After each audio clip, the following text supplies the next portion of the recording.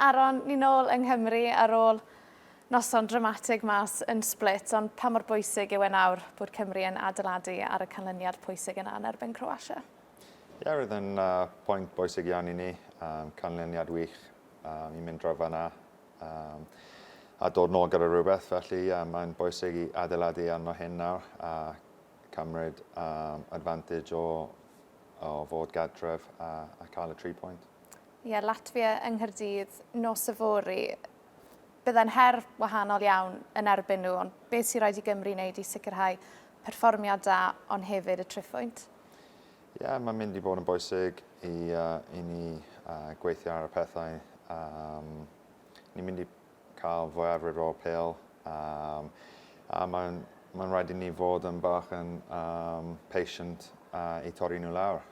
Bydd yn gêm gwahanol iawn i dydd Sadwrn, ond gyda ein cefnogwyr, gobeithio ni'n gallu gorffen y 3 diwrnod yma gyda win. Ie, chi nôl o flaen cefnogwyr Cymru o flaen y Wal Goch yng Nghaerdydd nos yfory. Nathon ni weld jyst pa mor special mae'r cefnogwyr mas yn Split. Faint o hwb maen nhw'n rhoi i chi fel tîm? Ie, maen nhw wedi fod yn enfawr i ni dros y blynyddoedd. Mae'r perthynas gyda nhw yn special iawn. A bydd nhw'n bwysig iawn i ni cael y 3 pwynt nos Mawrth. Ac i tîm bersonol Aron nos yfory yn arwain dy wlad yng Nghaerdydd unwaith eto. Pa fath o emosiynau bydd gyda ti cyn y gêm? Ie, bydd llawer o emosiynau gyda fi.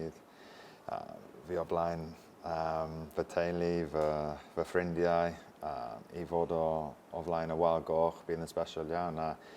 Bydd fy mab gyda fi yn cerdded allan gyda fi, felly bydd hwnna'n gwneud e fach yn fwy special, ond fi jyst yn edrych ymlaen i fe a bydd yn belch iawn i fi.